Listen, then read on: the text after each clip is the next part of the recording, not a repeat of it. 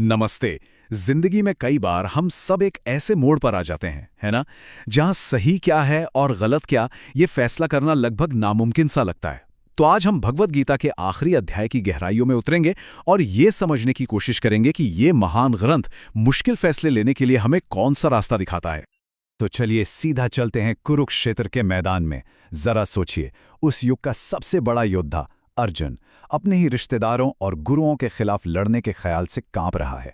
उनका मन बिल्कुल चकरा गया है। वो अपने धर्म, अपने कर्तव्य को लेकर एक बहुत बड़े संकट में है और वो कहते हैं, मैं नहीं लड़ूंगा। बस यही वो संकट है जिसका हल हम आज ढूंढने वाले हैं। हमारी आज की ये जो चर्चा है, ये 5 हिस्सों में आगे बढ़ेगी।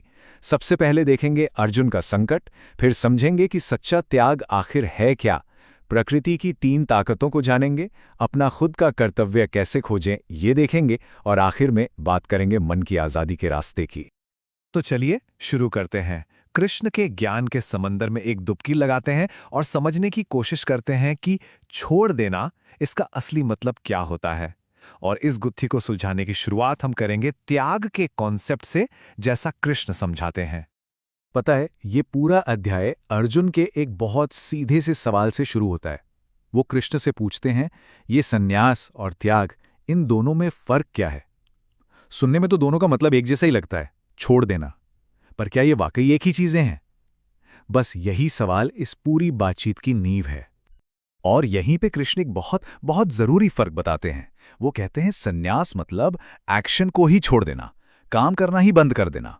लेकिन त्याग, त्याग का मतलब है एक्शन के फल को छोड़ना। मतलब काम तो करो, पूरी मेहनत से करो, पर उसका नतीजा क्या होगा, उससे कोई अटैचमेंट मत रखो। यही सबसे बड़ा पॉइंट है। और जो इंसान इस रास्ते पर चलता है ना, उसे ही त्यागी कहते हैं। एक त्यागी वो है जो अपना हर काम एक ड्यूटी समझकर करता है, पर उस काम से उसे पर्सनली क्या फायदा मिलेगा, इसकी उसे कोई चिंता नहीं होती, कोई मोह नहीं होता। कृष्ण के हिसाब से यही सबसे सही तरीका है। अच्छा, यहां पर कृष्ण एक बात और बिल्कुल साफ कर देते हैं कि कुछ काम ऐसे हैं जिन्हें कभी कभी भी नहीं छोड़ना चाहिए। कौन से काम? यज्ञ, दान और तप। वो कहते हैं कि ये काम तो बड़े बड़े ज्ञानियों को भी और पवित्र बनाते हैं, लेकिन सबसे जरूरी बात क्या है कि इन कामों को भी बिना किसी अटैचमेंट, बिना किसी फल की उम्मीद के करना है। तो मतलब खेल कर्म का नहीं, कर्म के पीछे की नीयत का है। अब सवाल ये उठता है कि सबकी नीयत, सबके काम इतने अलग अलग क्यों होते हैं? इसका जवाब कृष्ण देते हैं प्रकृति के 3 गुणों के कॉन्सेप्ट से।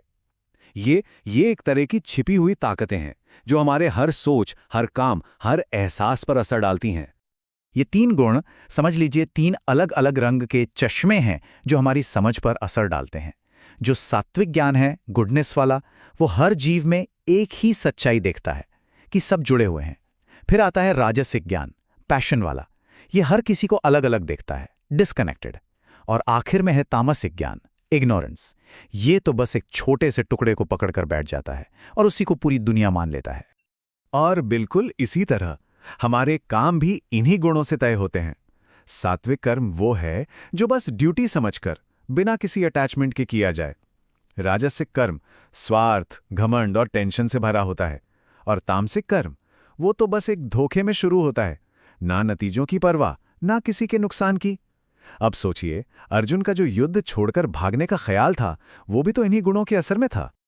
और अब देखिए ये कितना दिलचस्प है। इन गुणों का असर हमारी खुशी पर भी पड़ता है। जो सात्विक सुख है वो शुरू में जहर जैसा कड़वा लग सकता है, जैसे कसरत करना या पढ़ाई करना, पर उसका अंत अमृत जैसा मीठा होता है। राजस्विक सुख ठीक इसका उल्टा है, शुरू में अमृत, बाद में जहर। और तामसिक सुख, अरे वो तो शुरू से आखिर तक एक धोखा ही है, बस नींद और आलस से मिलने वाली खुशी। तो इन गुणों को समझने के बाद अब हम अर्जुन की प्रॉब्लम के असली सॉल्यूशन की तरफ बढ़ते हैं। और वो सॉल्यूशन है अपने खुद के नेचुरल कर्तव्य यानी स्वधर्म को ढूंढना और उसे पूरा करना। पर यहां एक बहुत बड़ा सवाल खड़ा होता है कि किसी का कर्तव्य, किसी का धर्म तय कैसे होता है?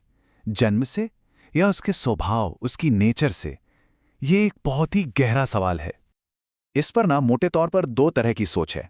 एक थ्योरी कहती है कि ये सारे सामाजिक रोल भगवान ने बनाए हैं, इसलिए उन्हें मानना हमारा मजहबी फर्ज है। और दूसरी थ्योरी ये कहती है कि ये रोल्स अपने आप बनते हैं समाज की ज़रूरत और लोगों की अपनी अपनी काबिलियत के हिसाब से। तो गीता क्या कहती है इस बारे में? कृष्ण साफ साफ कहते हैं, समाज के 4 वर्ग मैंने ही बनाए हैं, लेकिन उनके गुण और कर्म के आधार पर। इस बात पर ध्यान दीजिए, आधार जन्म नहीं है, आधार है इंसान की अपनी क्वालिटी और उसके एक्शन। और यही गीता का वो सबसे मशहूर श्लोक आता है। कृष्ण कहते हैं कि अपने खुद के धर्म को, अपने स्वधर्म को अगर ठीक से ना भी कर पाओ तो भी वो किसी दूसरे के धर्म को परफेक्टली करने से लाख गुना बेहतर है। मतलब सबसे जरूरी है अपने नेचर के प्रति ईमानदार रहना। अर्जुन का नेचर एक योद्धा का है तो उसका धर्म लड़ना ही है।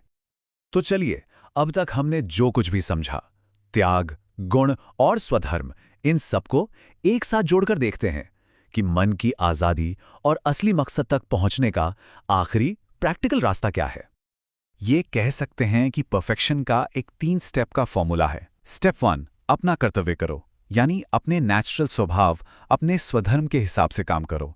स्टेप 2, फल का त्याग करो, मतलब अपने काम के नतीजों से अटैचमेंट खत्म कर दो, जिसे त्याग कहा गया। और स्टेप 3, कर्म को ही समर्पित कर दो, यानी अपना हर काम किसी बड़े मकसद के लिए करो, उसे ही अपना सबसे बड़ा गोल बना लो। और कृष्ण का ये ज्ञान सुनने के बाद अर्जुन का सारा कंफ्यूजन, सारा भ्रम सब मिट जाता है। वो कहते हैं, मेरा मोह खत्म हो गया, मेरे सारे डाउट्स क्लियर हो गए हैं, अब मैं वही करूंगा जो आप कहेंगे। और बस कहानी का जो मेन कॉन्फ्लिक्ट था वो सॉल्व हो गया। अर्जुन अब पूरी क्लैरिटी के साथ लड़ने को तैयार हैं। तो पूरी गीता का निचोड़ क्या निकला? अगर एक लाइन में कहना हो तो ये है, अपने नेचर के हिसाब से एक्शन लो, पर उसका रिजल्ट ऊपर वाले पर छोड़ दो। बस यही है सही कर्म का सीक्रेट। और गीता का अंत इस जबरदस्त ऐलान के साथ होता है, जहां योगेश्वर कृष्ण है और जहां धनुर्धारी अर्जुन है, वहां जीत, दौलत, खुशहाली और धर्म सब कुछ निश्चित है। इसका मतलब क्या है?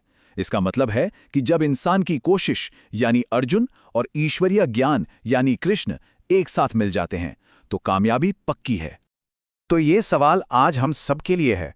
आज की इस मॉडर्न लाइफ के कुरुक्षेत्र में, जहां हर रोज हमारे सामने नई नई चुनौतियां हैं, हमारा स्वधर्म क्या है, हमारा असली कर्तव्य क्या है?